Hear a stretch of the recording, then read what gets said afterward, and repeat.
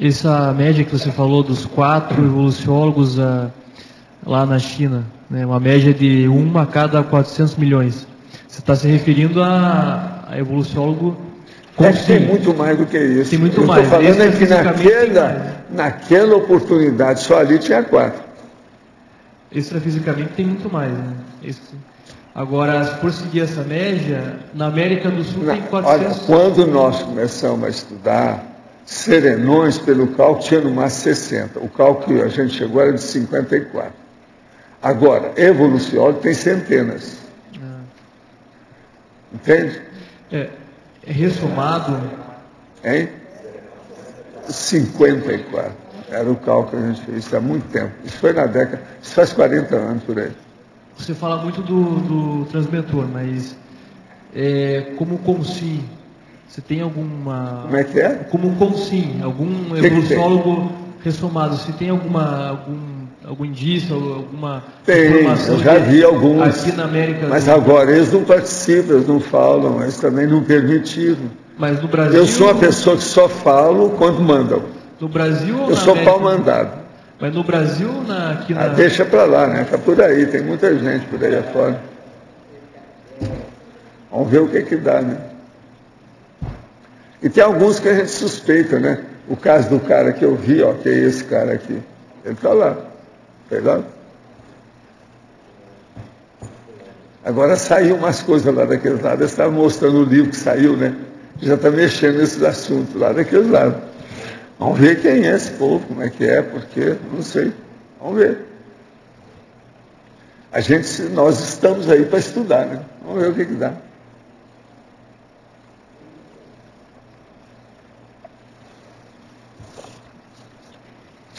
Professor Valdo, letra B. Sim.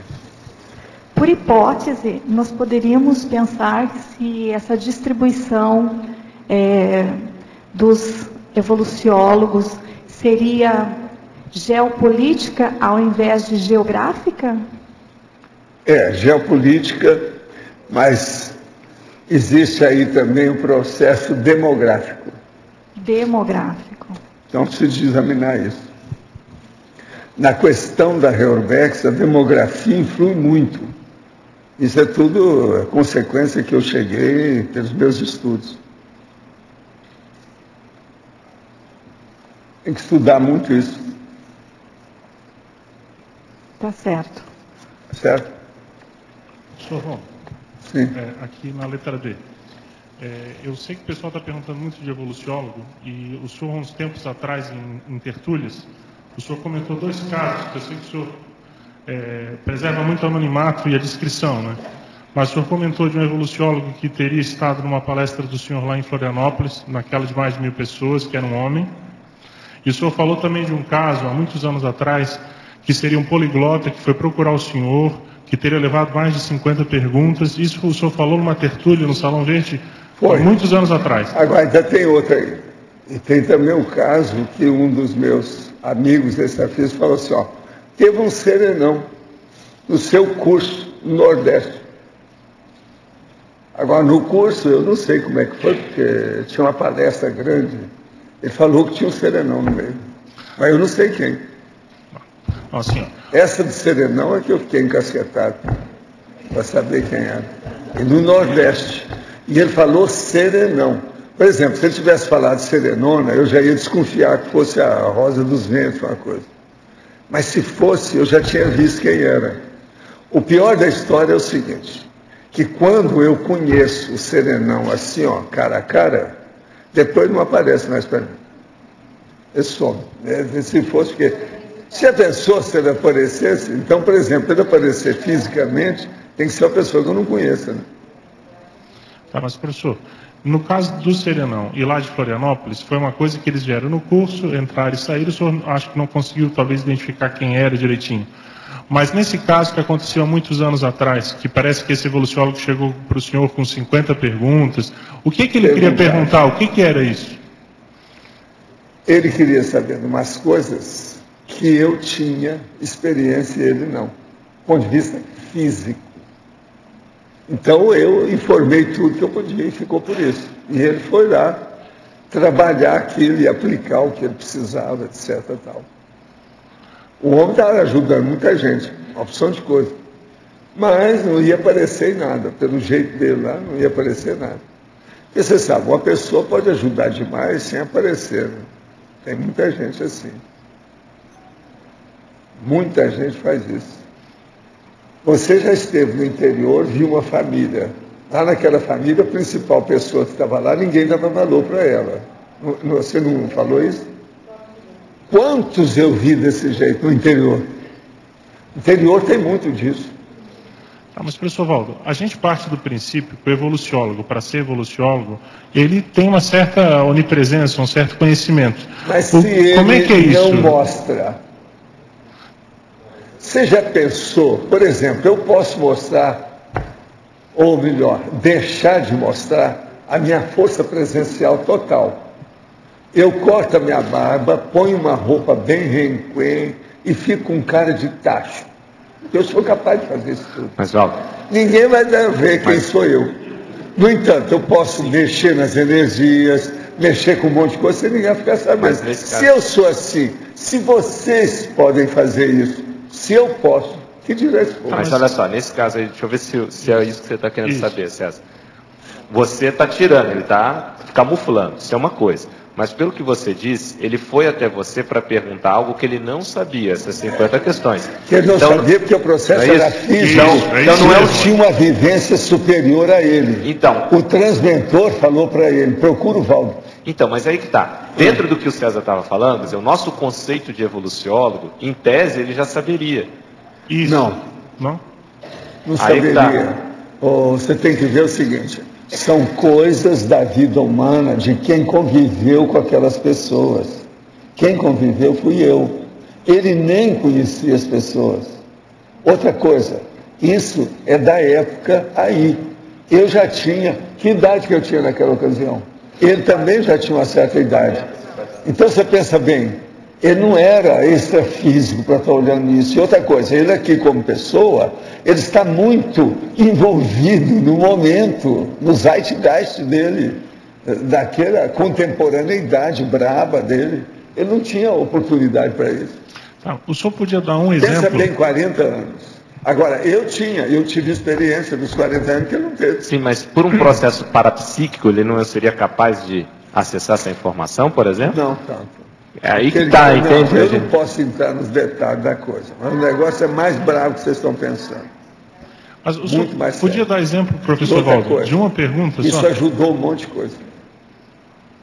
Eu tenho certeza, porque eu vi depois os defeitos. Eu vi. O senhor podia dar exemplo de uma pergunta, ainda que genérica, assim, que ele fez, só para a gente ter uma ideia qual tipo de pergunta? Eu vou te falar uma genérica, que você acabou de falar, a palavra genérica, eu vou te dar uma. Ele queria saber, de algumas pessoas que eu conhecia bem, qual era a verdadeira intenção da pessoa. E eu tinha ideia disso. Professor? Pelo convívio. Agora, isso envolvia uma série das minhas vidas, dessa vida e meus contatos com o negócio demais. Primeira coisa, o cara não era de Minas Gerais. Eu nasci lá. Segunda, o cara não mexeu com a política do PTB do jeito que eu mexi. Eu mexi com o Mário Palmério, com as coisas todas. Então, eu estava por dentro. Outra coisa, eu conheci o Tancredo, conheci o Getúlio, conheci... Você está entendendo? Ele não teve essa oportunidade de ver certas coisas. Eu queria ver as intenções de cada um. Agora, veja, a minha observação de intenção é que dava valor. Eu falo assim, você não tem uma, vamos dizer, apreciação das intenções dos outros medíocre. Você já entende do processo de parapsiquismo. Entende? Isso eu já venho falando desse jeito. Então, eu quero saber de você... Qual é o seu diagnóstico? Sobre isso. Agora, pensa bem, só esse negócio de política que envolvia aí um monte de gente. Agora, eu vi muita coisa que aconteceu depois disso, inclusive com dessoma dos outros. Tudo eu vi. Agora, professor Valdo, eu vejo que o senhor fala que todos esses contatos seja com o evoluciólogo, com aquela serenona lá de Nova York, o senhor muitas vezes consegue perceber os efeitos imediatos da visita daquela... Não. Não? Às vezes não, mas às vezes esse lá, por exemplo, ali não tinha muita coisa para esconder, porque falou tudo. Agora, eu já tive alguns assim, não foi só esse não. Mas coisa assim, ampassando, é pequena, sem muito efeito. Agora, ó, vocês acham que eu iria esconder alguma coisa, que se fosse alto nível de esclarecimento, de explicitação, eu ia esconder isso? Não, eu falaria para vocês. Eu não falo porque eu não tenho interesse. Outra coisa, lembre-se do meu negócio do mantra, que a primeira recomendação que eles falaram, não fale para ninguém. Ninguém pode ficar sabendo disso. E é engraçado que ontem eu estava pensando no processo do mantra, devido ao processo da constituição da ideia que ele representa, que eu estava olhando as coisas como é que são. Entende? Então, por exemplo, eu nunca explicitei isso. Eu nem penso no assunto, que é para não dar telepatia aí para algum. Porque senão vai criar problema para a pessoa. Então aí cria problema, envolve, sabe? O negócio é mais embaixo, é mais sério, é o fundo da arca, já não sabe para onde vai isso. Então, se fosse interessante, eu falaria. Agora vejam, uma das coisas mais bravas que tem, eu já falei que é o meu negócio de ser o Zéfiro. Isso é pior do que qualquer dessas coisas. Devido o que me traz de complicação uma condição dessa. Eu tenho que ter muita autoconfiança para falar uma coisa dessa. Como é que fica? O processo da verbação, eu tenho pensado muito nisso. Talvez seja o embasamento de toda a autoconfiança que uma pessoa precisa ter. Da verbação. A verbaciologia. Se você tem uma postura verbaciológica, isso aumenta a sua autoconfiança. Entende? Isso aí é uma coisa que eu não pensava muito. Ultimamente eu estou pensando demais nisso. Isso é seríssimo. É um arrimo, é um apoio que você tem à verbação. Nós temos que começar a pensar para ter uma visão mais ampla desse aspecto aí. Mas não é só autoridade moral, aí não é problema de cosmoética. Isso ficou pequeno. A coisa é mais séria. Esqueça a cosmoética, a moral, a ética, e pense, por exemplo, no exemplarismo. O exemplarismo do ponto de vista dos efeitos que você detecta. Você mesmo vê, você faz a prospecção e você diagnostica. Então isso aí é uma coisa para a gente estudar mais, eu acho, sabe? Esse processo de verbação foi falado em curso intermissivo, mas eu acho que a aula é muito superficial. Eu falei isso com o enumerador, ele também acha. Tem. Isso aí eu acho que teria que reformular um pouco, fortalecer, melhorar aquilo. Sabe como é que é? Ampliar um pouco. Eu penso. Eu julgo que isso aí é seríssimo. Pensa bem só nas tricas e trecos, os problemas, vamos dizer assim, de preâmbulos e nuances da vida da pessoa, daquilo que ela sabe e o que ela tem que expor. Isso aí que nós estamos falando, do caso aí que o César está lembrando. Isso é seríssimo. Como é que fica esses detalhes? Entende o detalhismo? Gente, muitas graças, então, ó, viva a autovivência hiperagudizada. Teoricamente, vocês viveram isso nessa tarde, tá certo?